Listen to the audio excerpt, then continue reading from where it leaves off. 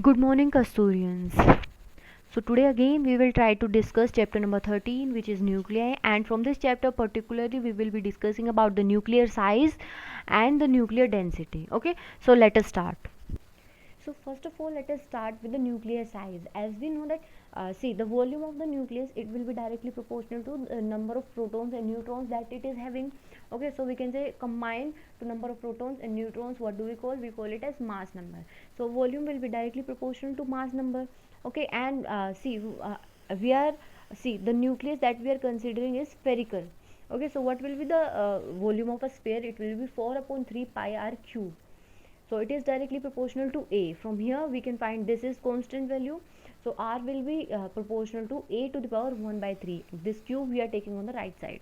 So what do we get? We can remove the proportionality sign and put a constant, that is r naught here, and the value of r naught is already known, that is 1.2 into 10 to the power minus 15 meter, or we can say 1.2 femtometer. Now we can easily, if we are given one of the values, we can easily find out the other values. If for example, if we are given the value of the radius of the nuclei, we can easily find out the mass number. If we are given the mass number, we can easily find out the radius. Now let us proceed towards the nuclear density. Normally, how do we define density? We define it as mass per unit volume. But particularly if we are talking about the nuclear density, how do we define the nuclear density? We define nuclear density as nuclear mass per unit nuclear volume. Okay, so now see the volume, again the volume of the nucleus, it will be directly proportional to the mass number. See, v here is volume and a here is mass number.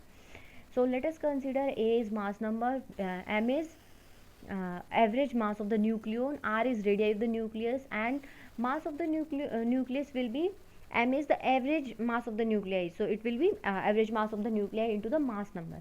Okay, so now what is volume of the nucleus? We already know it will be 4 upon 3 pi r cube.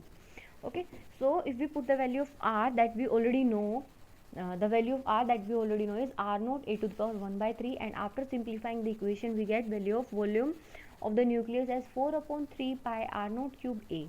Okay, so now let us move forward.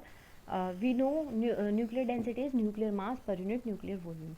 Now we have discussed, what we have discussed is density is equals to, see, mass we already know is m into a, and volume also from the previous equation we know 4 upon 3 pi r naught cube a. After simplifying the equation we get the nuclear density, that is equals to 3 m upon 4 pi r naught cube.